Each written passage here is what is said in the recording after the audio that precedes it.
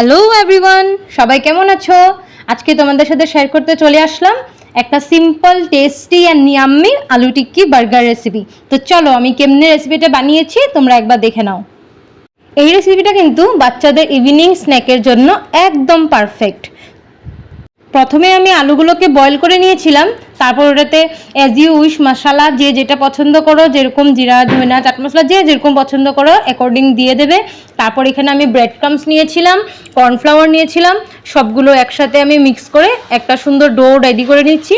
আর হ্যাঁ, টেস্টের জন্য আমি একটু জাস্ট অল্প গুঁড়ো মরিচ ইউজ করেছিলাম, একটু ঝাল ঝাল ভাবটা আসে।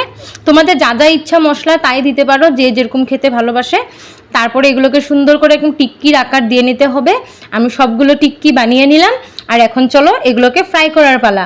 আর এখানে দেখো আমি কিন্তু প্যান বসিয়ে দিয়েছি, আর এখানের মধ্যে আমি সুন্দর করে অয়েল নিয়ে নিচ্ছি। তোমরা চাইলে বাটার ইউজ করতে পারো, আমি অয়েলেই বানাবো। তারপরে এখানে তেলটা সুন্দর করে গরম হয়ে গেলে টিক্কিগুলোকে একটা একটা করে সুন্দর করে আমি ভেজে নেব। টিক্কিগুলো ভাজার সময় কিন্তু একদম সফট হাতে কাজটা করতে হবে, একদমই জোর দেওয়া যাবে না, তাহলে কিন্তু আপনার এই সৌন্দর্যটা নষ্ট হয়ে যাবে টিক্কি। আর ভাঙা ভাঙা হলে দেখতেও ভালো লাগে না। আর এখানে আমার বনগুলো সব কেটে আমি রেডি করে নিয়েছি, আর এখন বনগুলোকে একটু ফ্রাই করব। কাঁচা বনের থেকে কিন্তু তোমরা যদি একটু বনটা তেলে ফ্রাই করে নাও তাহলে দেখবে বার্গারটা খেতে একটু টেস্টি হয়।